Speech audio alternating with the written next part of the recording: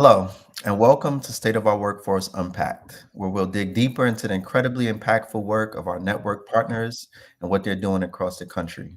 My name is Henry Danner, and I'm the network manager at the National Fund. Workplace practices are better implemented when workers have a voice. That's the idea behind our Centering Workers and Job Design initiative, which helps employers partner with their employees to reimagine how jobs are structured and supported, leading to stronger performance, better retention, and higher satisfaction for everyone. I'm really excited to be joined today by two rock stars from our network.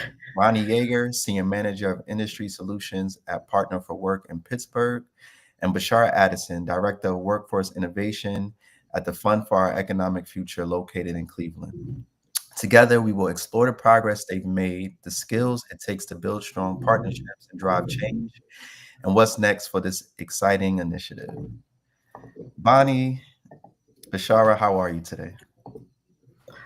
We're doing great. Thank you so much for having us. Yeah, also doing great on our end. We're excited to jump into this conversation. Thank you, and I'm really excited to learn a little bit more about this. I've had a chance to talk with one of our program directors, Tom, about the work for, being done in centering workers in job design. But I'm really excited to hear more in-depth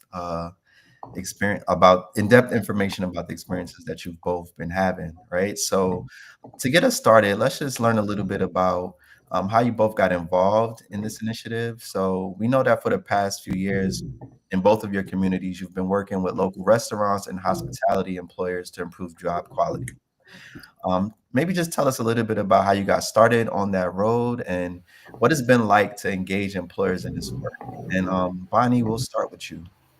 Yeah, absolutely. So I got started engaging with the retail and hospitality sector in the fall of 2021, whenever I took over as a project manager for a national fund grant that we had at that time that was really centered around elevating job quality for frontline workers. And if we transport back to the fall of 2021, the reality was it was a really challenging time. We were just coming out of COVID-19 lockdown. There were a lot of safety concerns, especially for frontline workers and for essential workers. And in Allegheny County, in our local region, turnover for the retail and hospitality sector was at 60%. There were 4,000 active job ads for those occupations alone. And so it made engaging with employers in that space pretty challenging. That environment tends to be all hands on deck, typically, but during this time, it was even more so. These businesses and these employers were really in survival mode, and we had owners who were bussing tables and washing dishes. So that meant that we had to be very honest about those circumstances and about how we were going to conduct employer engagement. It meant that we had to meet employers where they are. We really had to not take it personally whenever employers, we didn't hear from them for long periods of time or they no-showed meetings, because it wasn't that they weren't invested in the work. It was the reality of those circumstances. So the work tended to happen in pockets where we would get to deeply engage with an employer, and build out some plans. And then we might not hear from them for a couple weeks or even a month at a time. But then they came back and were able to really engage deeply again. So that meant that we also had to be very flexible with our project timeline, in order to accommodate those needs that the employers were having. And it meant that we had to try some creative engagement strategies. We hosted virtual group conversations. For Worker Voice, we found out that a local brewery was hosting a service industry night on a regular basis where servers and bussers would go to hang out after work. And so we capitalized on that opportunity and we partnered with that brewery. We went on site and talked directly with workers, and promoted a worker voice survey that we had put together. And then we paid a food truck to give everybody who completed the survey free food for the night. And we pounded the pavement. We literally went door to door to restaurants and pitched the opportunity to employers, and were able to generate some really great buy-in using those tactics. And in the end, we were really fortunate and able to engage with 2 restaurant groups in our region who, even amidst the chaos and the uncertainty, still deeply valued their workforce and were very interested in elevating job quality for their workers. And that benefited the workers themselves, it benefited the businesses, and it also benefited us as a workforce development board, because it strongly demonstrated to us that it is possible to elevate job quality even in a very tough industry, even during very tough times. It is still possible. Yes, and I would say when we, the Fund for Economic Future, thought about job quality, particularly in the hospitality sector, we faced similar challenges to what Bonnie described with businesses where, particularly in hospitality, there were fears of going back to work, particularly because of COVID and vaccine mandates, both people not liking the mandates or people being afraid that other people weren't adhering to them, or there wasn't some sort of organizational policy around it.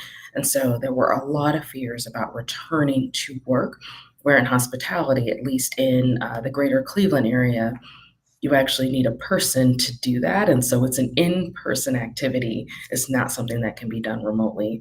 And so our industry was really facing that as a challenge. And so our journey really began with individuals reaching out to us and asking us, where are the workers? And we did not have an answer to that question. And so we embarked on a discovery of what is happening in our labor market right now, that we just cannot find workers across industries, not just hospitality. What is going on with the labor market? And there were a couple things. We did a national scan of best practices in research that really kind of debunked some of the harmful myths that were being put out there about workers, particularly at the national level. The second, we did an employer survey and subsequent focus groups with a partner that had a really strong network of businesses to really understand what their challenges were and how they were seeing the challenges around talent and workforce. And then the third, which is probably the more rich part of our study, was a phone survey that surveyed 5,000 workers in Northeast Ohio. And 5,000 is statistically significant for our region, so we were able to generalize the findings. And so you might say 5,000, and we didn't pay this consultant to do, let's say, 5,000 calls. We wanted 5,000 survey responses that were representative of our region. So you can imagine the kind of undertaking, if you ever get those calls that you don't answer, how many people they had to call to be able to land on that number. So it was a significant undertaking, but an important one, because we learned a lot about what's going on with our labor force, our labor and workforce. So in hospitality in particular, we learned a few things. One is that our workforce in Cuyahoga County, that's the county that Cleveland sits in, is disproportionately staffed by women, disproportionately staffed by Black and Latino workers, were younger on average relative to other industries, had less college education attainment. That doesn't mean that their individuals don't have education or training, but they hadn't necessarily received like a bachelor's or above. They were single or divorced, and there were households with children. And what they characterized as kind of in the hospitality sector is that they were making less money. They had to work maybe more than one job. But one of the positives, and this came out of direct focus group feedback from hospitality workers, is that they qualified for more benefits like SNAP and Medicaid, which we found to be really interesting that they saw that as a benefit, when we know that it would be great if they were getting employer sponsored benefits, but they were leaning on this public security system to be able to make ends meet. for their families. And because of the COVID epidemic, they were facing layoffs, reduced hours. They might have been pulled in two directions, both childcare and elder care. And it was a real challenge to make ends meet. And so we saw individuals in not every sector, but in particular with hospitality, individuals thinking that they were going to just try something new altogether and leaving the industry. There were a confluence of factors that, of course, made our organization think, why hospitality relative to all the other industries that you could focus on? The first is that we ended up doing another study that found that 9.1% of the workforce in Cuyahoga County it's the third largest sector behind healthcare and manufacturing. And so it's actually a pretty significant part of our regional economy. The second is that there were some really interesting anchoring events that were creating a gravitational pull. The first was that we were having NBA All Star Weekend. Was coming up. And so, if you were thinking about downtown hospitality and they were trouble staffing at that time, they were like, how are we going to staff when thousands of people are going to descend on Cleveland and we don't have the staffing or the hours to be open?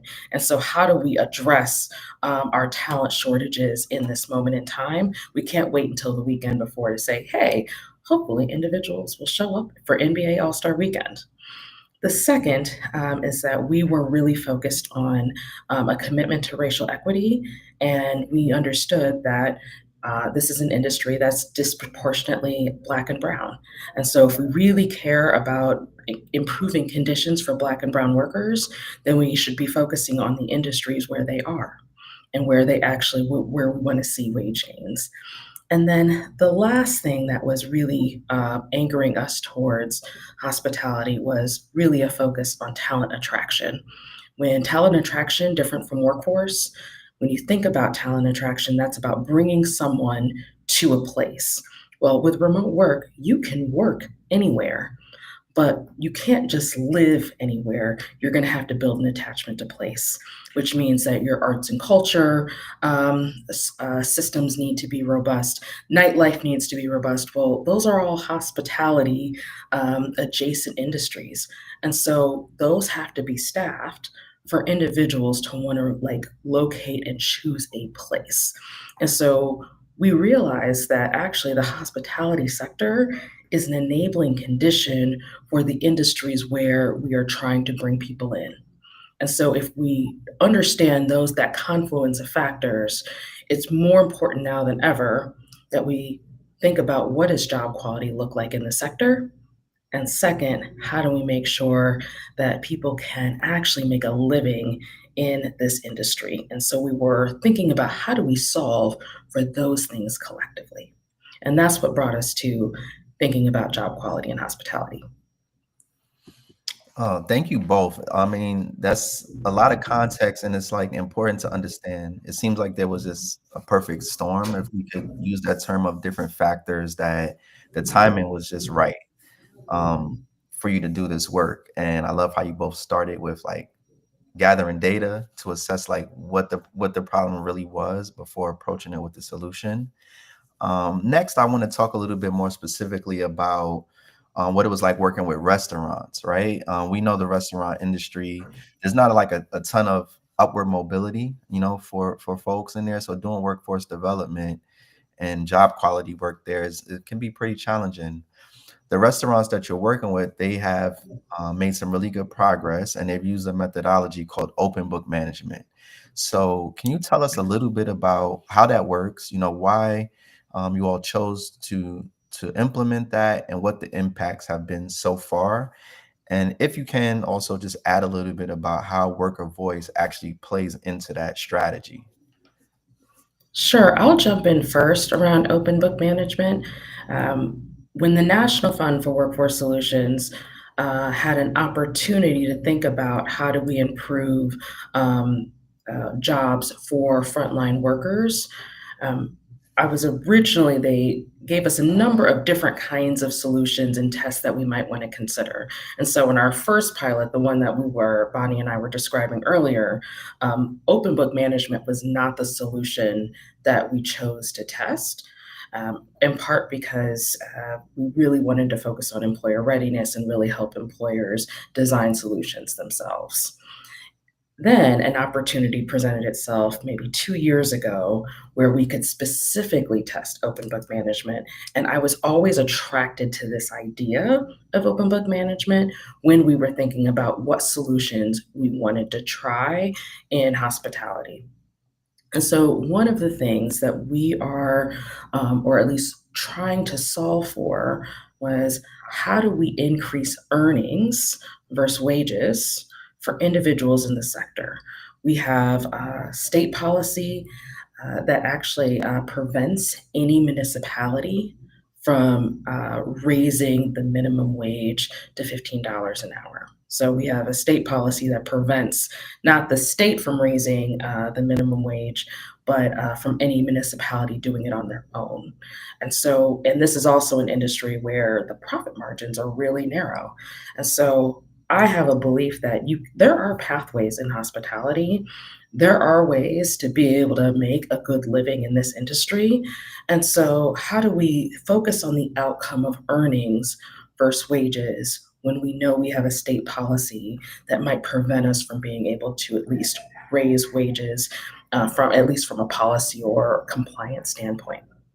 So that was the first. The second is I love the idea around open book management that this management practice helps workers think like owners. And the kind of coaching and support that you're providing allows for the individuals who are, let's say, closest to the problem to help design the solutions. And at the end of the day, part of this model isn't just about um, opening up your books, as the name suggests, so that your employees better understand the finances and how their individual behaviors or actions as an employee impact the business bottom line. But because you've now been open and transparent, when there are profits, there is profit sharing. And so there's a direct line between your work as an employee and how it shows up in the profit margins for a business. And you get to have a share in those profits. So there were a number of things that really attracted me to open book management. Really, I call it human centered design, where you're centering the person closest to the challenge to actually solving it. And then this opportunity to be able to really engage workers.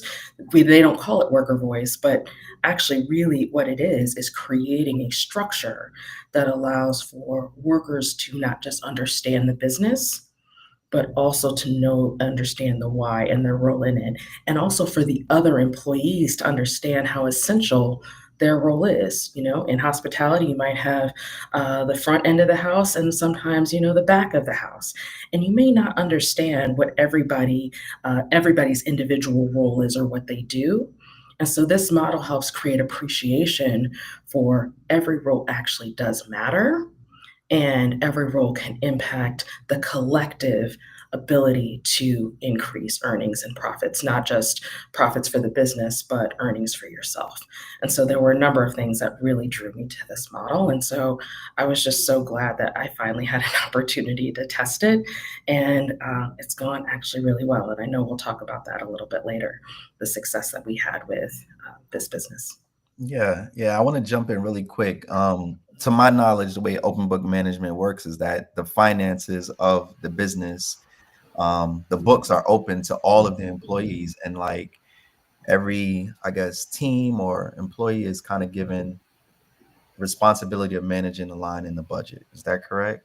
Yeah, and I Or can dive a little pretty bit deeper classic? into it too. Yeah, absolutely. So I think it's important to note that the type of open book management that we're promoting with our business right now is Great Game of Business. And the thing that I love about Great Game of Business in particular is that there are those three aspects. One of which is basic financial literacy for all staff members. That's your bussers, that's your servers, that's your GMs, that's your managers. Everybody gets that basic financial literacy in order to understand the numbers that they're looking at. And then the second piece is rallying all staff around a critical number that is an indicator of business success and growth. A lot of times that is a profit related number, but it doesn't have to be. And as Bashara was starting to say, like, you share a condensed financial statement, business financial statement with all staff. They have the financial literacy now to understand that financial statement. And it's not the detailed P&L, right? So things like individual salaries are not something that would be disclosed through Great Game of Business. It's a condensed version of the financials, but it provides enough information for staff to find the line item that they can impact on the day-to-day basis. So the critical number is really looking at what the business's long-term goals are, like an annual critical number that you want to hit. And as the team works together to hit that number, they get a stake in that win. They get a piece of that profit, which is also something that we were very attracted to as well. And on top of all of that, there are these things called mini games, which are the mechanism for shorter term initiatives. So the longer, annual goal is the critical number, but in between that, staff can create, based on that line item that they're responsible for, can create team mini games in order to address specific challenges or reach smaller incremental goals. So, for example, in the hospitality sector, we saw one of the mini games was that the bar staff had a period of time where they were really watching overpours, and they had a number that they wanted to hit so that they weren't overpouring and losing that little piece of financial, right? Another mini game was around creating and marketing a new drink that focused on using surplus product that was at risk of going wasted. And so it really allows staff to be very creative too, and to have fun in making the business more successful and making the business more profitable. So with all of that in mind, it was very attractive to our initial employer who adopted it, because first and foremost, like, let's be honest, every business, their main priority is to be successful, stable, and profitable. So that is always a win for them. That's what they have top of mind. And Great Game of Business allows them to do that in a meaningful way.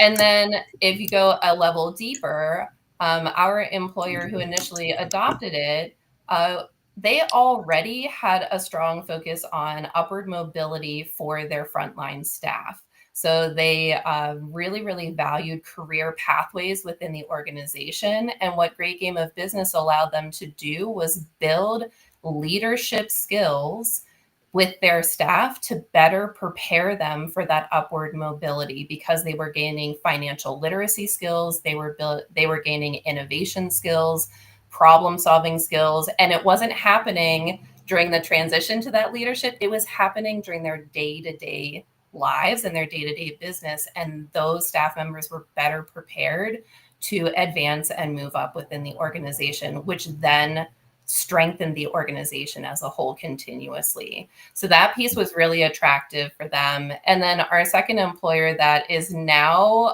starting to go on their Great Game of Business journey, they were attracted to the idea of building a culture around empowerment and ownership mentality that Bashara was starting to talk about, where this framework really does, in a genuine, authentic way, allow staff members to operate at a very high level of autonomy, and it allows them to step into a significant decision-making role every single day that they show up for work. And so that piece allows business owners to tap into the full potential of their workforce in order to make the business as profitable and successful as possible. Yeah, yeah. It's such a great strategy, and I'm glad that you both took a risk to try to implement it and have seen some success. We are kind of running up against our time, so I want to move us along and just ask that, like, you all can we can maybe do rapid fire answers for the next couple of questions, if that's okay. And there's a lot to learn here. So I hope that this conversation sparks even more curiosity for people that are listening to want to actually look into some of these strategies that you've mentioned. As I mentioned in the intro, you both are really strong partners of ours at the National Fund, and you help our network be what it is. So, can you talk maybe just a little bit, again, briefly about how being a part of the National Fund or being part of this network has added value to your efforts locally, and how you see, impacting or changing the work that you're doing? Sure, I can get us started on that one. That could be a whole episode on its own. So, way to start off the rapid fire with a huge question. But I'll hit on maybe the main things that come to mind. The amount of expertise and knowledge that is in the National Fund Network is just incredible.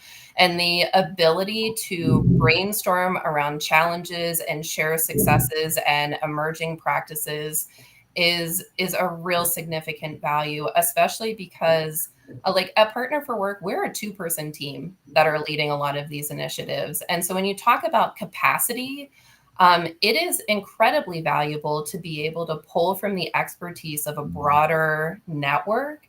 And in cases where there are tools and strategies already developed, it's very beneficial to us to be able to take those and implement them locally instead of trying to build something brand new from the ground up. So that's the first thing that comes to mind. And the second thing is that this network is full of people who really genuinely care about each other and care about the successes of these initiatives and care about making jobs better for frontline workers. And that's important because this is really hard work. And that sense of community, for me personally, that sense of support and community has helped me move through some really challenging periods. And it's also made it exciting to celebrate the wins whenever we have them. Thank you. Yeah, so I'll jump in with first and foremost, I love being a part of the National Fund for Workforce Solutions Network. And we love you. Just I'm so glad. Personally, it's the first time I feel a sense of belonging. Uh, those of us that are attracted to this kind of work, uh, we are often in a bird's eye view position. We might be armies of one or two, as Bonnie mentioned, Mhm. and we can see the intersectionality of other systems that touch the system that we might be anchored in, which might be workforce development, yet we know how other systems impact that work.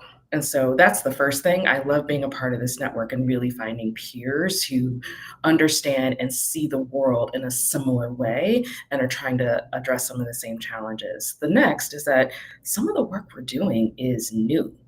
It's not like there's a longitudinal study. I think about like the Perry School study in childcare that can necessarily give us documentation on what works.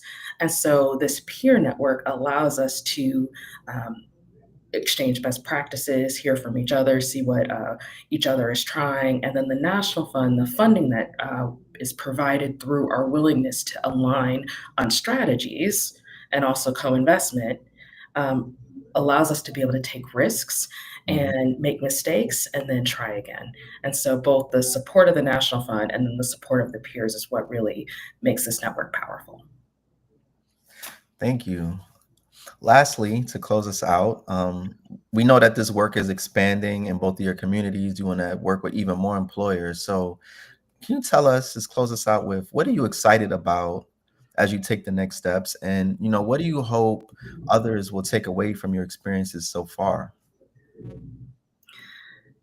I will jump in and say that First and foremost, it is so important to really understand employer readiness for change Mhm. and what drives their interest. And so, what excites me about this work is that one, I already have a really great case study to say that this can work in a community like Northeast Ohio, in particular, Lisbon, Ohio, the business that we were working with, and that's a rural area. It's a family owned business. And so I believe that if this business in this kind of geography can adopt this model and have the kind of benefit that it did, and by the way, what one of the things they saw in bonuses, they were able to distribute $78,000 in bonuses to their frontline employees. And that is on top of being in the black in 2024 and 2023 when they were projected to being in the red. So I know this model works. And so what I'm excited about is sharing this with other businesses where I think this model can help address that overall goal of increasing earnings, even if they're not necessarily committed to increasing wages because of the nature of how this industry operates and how workers are paid. So I'm excited about that. And then I also believe that there's room for um, embedding this kind of practice in other ways by developing more coaches who can help more businesses do this kind of work. And then the second is really thinking about the existing financing mechanisms for small businesses and how we might be able to flex those to be able to cover the cost of this kind of technical assistance. Yeah, I can go. So I think first off, maybe a little bit selfishly, I am really excited to learn about and meet new business partners. I am constantly astounded by the complexity and the number of very niche businesses that are in our region. Yesterday, we met with a business that is starting to get into chemical engineering that smooths surfaces of printed pieces that are used for aeronautics. Like, it is just a very humbling to get to see just the complexities of our economy locally, even for a place like Pittsburgh and Allegheny County. So that constantly excites me, is the ability to continuously learn about new businesses and get to know really incredible business owners and leaders within those businesses themselves. And to echo what Bashara was saying, I'm very excited to continue to work with businesses to adopt practices that we know are good for business and good for workers.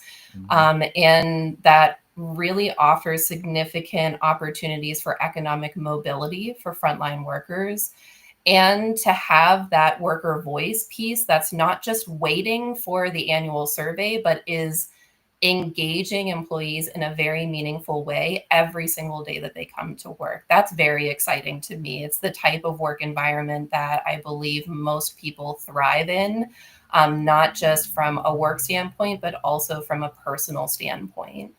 And as far as the main takeaway, I'll go back to what I said earlier, is that this work can be done even in the toughest industries, even in the toughest environments. It really takes finding those businesses and those owners and those leaders who value their workforce and understand that their workforce, supporting their workforce, directly connects to having a strong, resilient, stable business. Yeah, I want to just thank you both for like being great examples of what it means to be a network partner here at the National Fund. I want to thank you for joining us today and for continuing to do this work, which we all know is challenging. So thank you. And I also want to thank everyone who joined us today on LinkedIn as well. Please be sure to follow us, the National Fund, on LinkedIn to stay up to date with all of the latest from State of Our Workforce. Tune in for future episodes where we will explore the future of workforce equity with our network partners on State of Our Workforce Unpacked. So until then, take care, everyone.